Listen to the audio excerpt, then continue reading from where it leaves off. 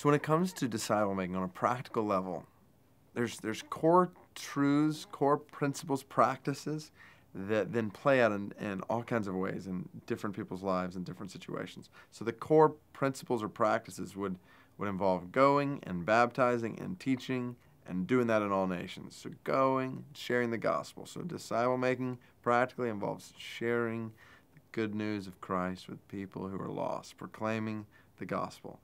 Baptizing, so inviting people into Christ and His church and showing people what the life of Christ in the body of Christ looks like, demonstrating what it means to be identified with Christ in our lives, and teaching the Word, teaching people to obey everything Christ has commanded us. And so word-saturated lives, word-saturated conversations where we are constantly taking the Word that's been received in us and reproducing it in others' lives, teaching the Word, and then doing that in all nations. So it's not just go and make disciples, it's make disciples of all nations. So we're praying and we're giving and we're asking God how He wants us to go.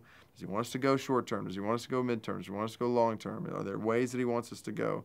How can we be a part of spreading this gospel to the ends of the earth? So then, practically, on the day-to-day life of a businessman, a stay-at-home mom, a college student, that's going to look different. But it's the businessman, stay-at-home mom, and college student saying, okay, how can I share the gospel where I live?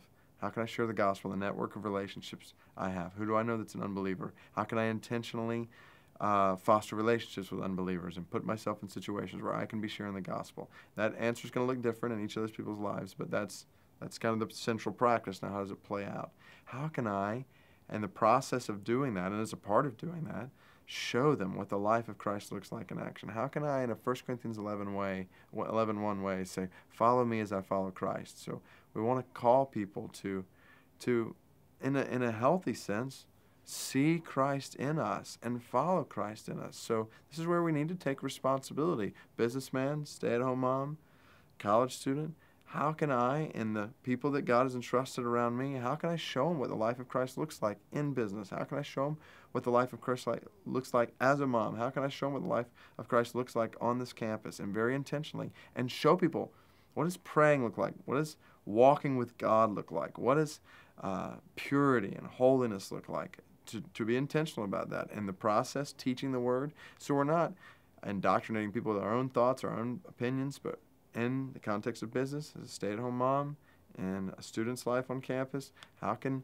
the Word saturate my conversations? How can I be intentional, especially with a few that are closest around me? How can I be intentional about investing the Word in them?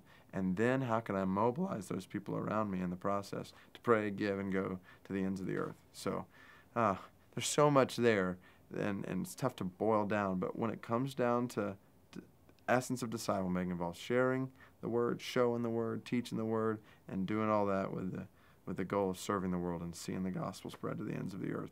And that comes alive in beautiful ways in a businessman's life, in a stay-at-home mom's life, and a college student's life.